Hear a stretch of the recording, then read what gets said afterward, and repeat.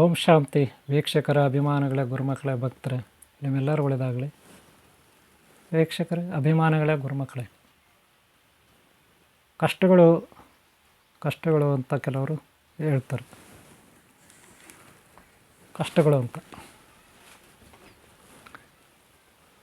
ಕಷ್ಟಗಳು ಅಂದರೆ ಸಮಸ್ಯೆಗಳು. ಒಬ್ಬೊಬ್ಬರಿಗೆ ಒಂದೊಂದು ಸಮಸ್ಯೆ, ನಾನಾ ರೀತಿಯ ಸಮಸ್ಯೆಗಳು, ನಾನಾ ರೀತಿಯ ಸಮಸ್ಯೆಗಳು. ಇದನ್ನು ಹೇಳ್ಕೊಂಡು ಏನೇನೋ ಪ್ರಯತ್ನ ಪಡ್ತಾರೆ, ಅವ್ರದ್ದೇ ಆದ ಪ್ರಯತ್ನಗಳು.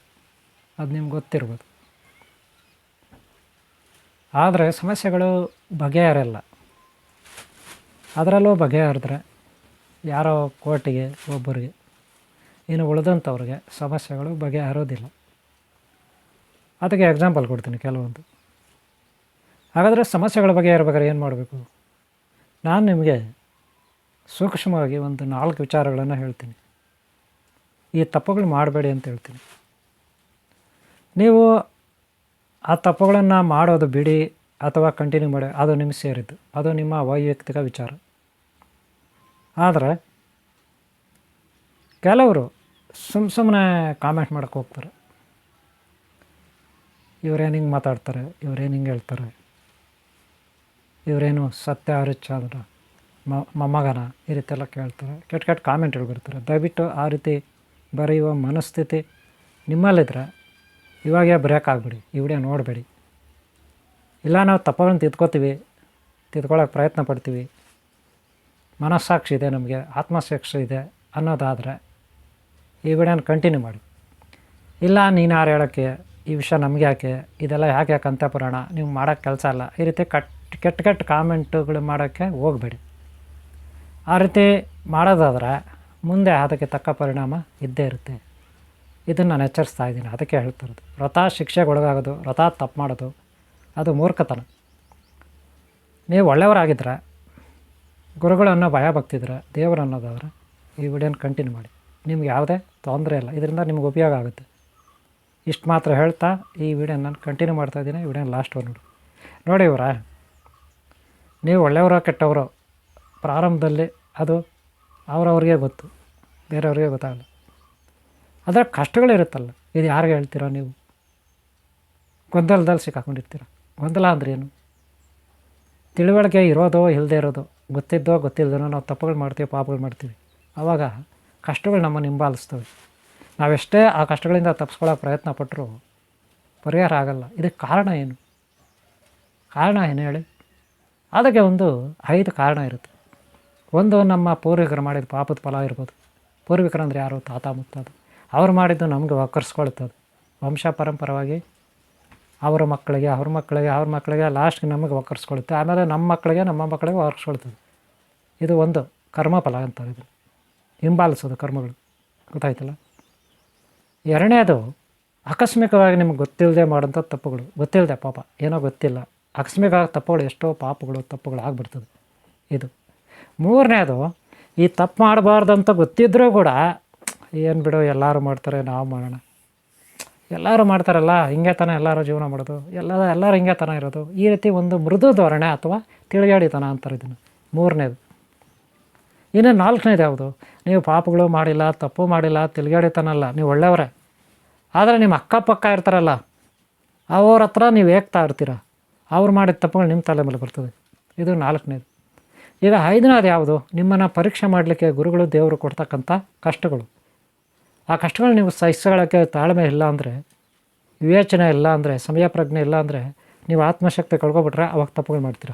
ಈ ರೀತಿ 5 ತಪ್ಪುಗಳನ್ನು ಒಬ್ಬ ವ್ಯಕ್ತಿ ಮಾಡ್ತಾನೆ. ಸರಿ, ಇದರಲ್ಲಿ ಯಾವ್ಯಾವುದು ಅಂತ ನೋಡೋಣ. ನೋಡಿ, ಮೊದಲನೇದಾಗಿ ಮಾಂಸದ ಅಂಗಡಿಗಳನ್ನು ಇಟ್ಟಿರ್ತಾರೆ. ಮಾಂಸದ ಅಂಗಡಿಗಳನ್ನು ಎಲ್ಲಿಟ್ಟಿರ್ತಾರೆ? ಒಳ್ಳೆಯವರೇ ಪಾಪ ಅವರು. ಅಯ್ಯಪ್ಪ ಸ್ವಾಮಿ ಮಾಲೆ ಹಾಕಿರ್ತಾರೆ, ಓಂ ಶಕ್ತಿ ಮಾಲೆ ಹಾಕಿರ್ತಾರೆ, ಇನ್ಯಾವುದೋ ಗುರುದೀಕ್ಷೆ ತಗೊಂಡಿರ್ತಾರೆ, ರುದ್ರಾಕ್ಷ ಹಾಕ್ಕೊಂಡಿರ್ತಾರೆ. ಆದರೂ ಮಾಂಸದ ಅಂಗಡಿಗಳಿರ್ತದೆ. ಅಂಥವ್ರದ್ದು ನೋಡಿದ್ದೀನಿ, ನಾನು ಕಣ್ಣಾರೆ ನೋಡಿದ್ದೀನಿ. ಮಾರಾಟ ಮಾಡ್ತಾರೆ. ಸರಿ, ಮಾಂಸ ಇಲ್ಲಿ ಯಾರು ಪಾಪ ಮಾಡ್ತಾರೆ,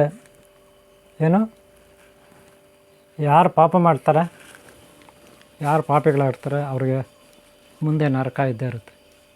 ಅದಕ್ಕೆ ಯಾವುದೇ ದೇವಸ್ಥಾನ ಆಗಲಿ, ಮಸೀದಿ ಆಗಲಿ, ಮಠ ಆಗಲಿ ಭಯಭಕ್ತಿಯಿಂದ ಇರಬೇಕು.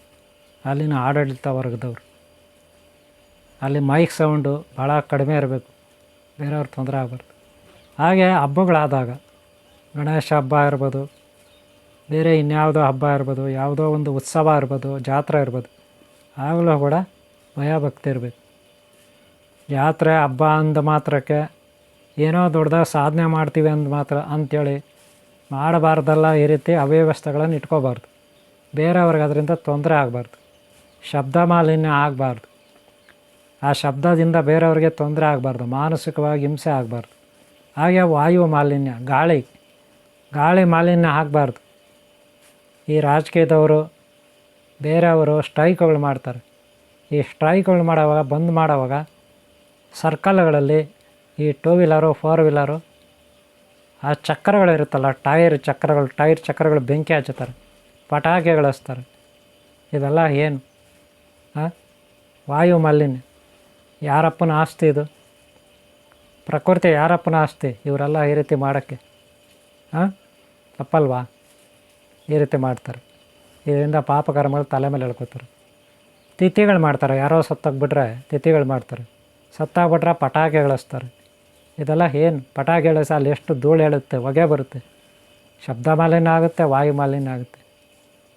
ಅದೇ ದಾನ ಧರ್ಮ ಮಾಡೋಕ್ಕೆ ಇವರಿಗೆ ಕೈಗಳು ಬರೋದಿಲ್ಲ. ಈ ರೀತಿ ದುಂದು ವೆಚ್ಚ ಮಾಡೋಕ್ಕೆ, ವೇಸ್ಟ್ ಮಾಡೋಕ್ಕೆ ಕೈ ಬರುತ್ತೆ. ಆವಾಗಲೂ ಪ್ರಕೃತಿಗೆ ಹಿಂಸೆ, ಬೇರೆಯವ್ರಿಗೆ ಹಿಂಸೆ. ನಾನು ಹೇಳೋದಿಷ್ಟೇ, ತಪ್ಪುಗಳನ್ನು ತಿದ್ಕೋಬೇಕು. ಯಾರಾಗಲಿ ತಪ್ಪುಗಳನ್ನು ಯಾವಾಗ ತಿದ್ಕೊಳ್ಳೋದು ಆವಾಗ ಕಷ್ಟಗಳು ಒಕ್ಕರ್ಸ್ಕೊತವೆ. ಏನೇನು ಒಕ್ಕರ್ಸ್ಕೊತವೆ? ರೋಗಗಳು, ಮಕ್ಕಳು ಮರೆ ಅಥವಾ ಗಂಡ ಹೆಂಡತಿ ಇನ್ಯಾರೋ ಆಕ್ಸಿಡೆಂಟ್ಗಳು, ತಮ್ಮ ಶರೀರಗಳೆಲ್ಲ ಅವಯವಗಳು, ಕಿಡ್ನಿನೋ ಹೃದಯನೋ ಇನ್ನೊಂದು ಮತ್ತೊಂದು ಫೈಲರ್ಗಳು ಹಾಸ್ಪಿಟಲ್ಸ್ ಇರೋದು. ಹಾಗೆ ಶತ್ರುಗಳ ಕಾಟ, ಜೈಲ್ ಸೇರೋದು, ಜೈಲ್ ಗೊತ್ತಲ್ಲ, ಜೈಲ್ ಸೇರೋದು, ಅಥವಾ ಮಿಸ್ಸಿಂಗ್ ಕೇಸುಗಳು, ಕಾಣೆ ಆಗೋದು, ಇವೆಲ್ಲ ಎಲ್ಲಿಂದ ಬರುತ್ತೆ? ಒಟ್ಟಾರೆ ಕಷ್ಟಗಳು, ವ್ಯಾಪಾರ ಇನ್ನೊಂದು ಮತ್ತೊಂದು ನಷ್ಟ, ಇದರಿಂದ ಎಲ್ಲಿಂದ ಬರುತ್ತೆ?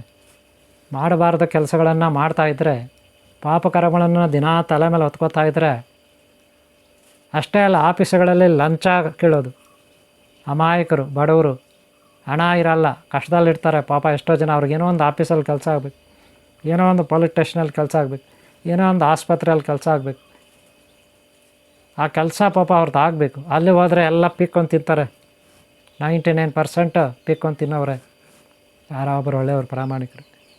ಪಾಪಕರ್ಮಗಳು ಮಾಡ್ತಾರೆ. ನನಗಿಂತ ಬಲಾಢ್ಯ ಯಾರಿಲ್ಲ ಅಂತ, ನನ್ನನ್ನು ಯಾರು ಏನೂ ಮಾಡೋಕ್ಕಾಗಲ್ಲ ಅಂತ. ಆದರೆ ಲಾಸ್ಟ್ಗೆ ದುರ್ಗತಿ ತಪ್ಪಿದ್ದಲ್ಲ, ಕಟ್ಟಿಟ್ಟ ಬುತ್ತಿ. ಈ ಕಷ್ಟಗಳಿಂದ ಮುಕ್ತಿ ಆಗ್ಲಿಕ್ಕೆ ಆಮೇಲೆ ಇನ್ನೊಂದು ಥರ ಪ್ಲ್ಯಾನ್ಗಳು ಮಾಡ್ತಾರೆ. ಯಾರೋ ನಮ್ಮಂಥ ಸ್ವಾಮೀಜಿಗಳ ಹತ್ರ ಬರ್ತಾರೆ, ಇನ್ನೆಲ್ಲೋ ದೇವಸ್ಥಾನ ಹತ್ರ ಹೋಗ್ತಾರೆ, ಇನ್ನೆಲ್ಲೋ ಮಂತ್ರವಾದಿಗಳ ಹತ್ರ ಹೋಗ್ತಾರೆ, ಇನ್ನೆಲ್ಲೋ ಹೋಗ್ತಾರೆ. ಏನಕ್ಕೆ? ಆ ಕಷ್ಟಗಳಿಂದ ಹೊರಗೆ ಬರೋಗಳಿಗೆ. ಅವಾಗೂ ದುಡ್ಡು ಖರ್ಚು ಮಾಡೋದು ಅಲ್ವಾ?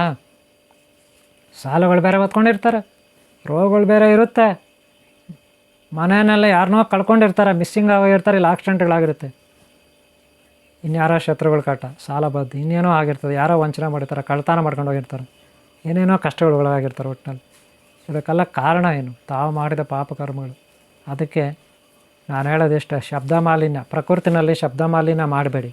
ನೀವು ದಯವಿಟ್ಟು ಹೇಳ್ತೀನಿ, ನಿಮ್ಮ ಮನೆಯಲ್ಲೇ ಮೊಬೈಲ್ ಆಗಲಿ, ಟಿ ವಿ ಆಗಲಿ, ರೇಡಿಯೋ, ಏನೋ ಒಂದು ಸೌಂಡ್ ಸಿಸ್ಟಮ್ ಇದ್ದರೂ ನಿಮ್ಮ ಮನೆಯಾಗ ಮಾತ್ರ ಹಾಕ್ಕೊಳ್ಳಿ. ನಿಮ್ಮ ಮನೆಯಲ್ಲಿ ಎಷ್ಟು ಕೇಳಿಸ್ಬೇಕು ನಿಮ್ಗೆ ಅಷ್ಟು ಮಾಡ್ಕೊಳ್ಳಿ. ಬೇರೆಯವರಿಗೆ ನಿಮ್ಮ ಸೌಂಡಿಂದ ಅವ್ರಿಗೆ ತೊಂದರೆ ಆಗಬಾರ್ದು. ನಿಮ್ಮ ಮನೆಯಲ್ಲಿ ಮಲ್ಕೊಂಡಿರ್ತಾರೆ, ಕೆಲವ್ರು ನಿದ್ದೆ ಮಾಡ್ತಾರೆ, ಅವ್ರಿಗೂ ನೀವು ತೊಂದರೆ ಮಾಡಬಾರ್ದು.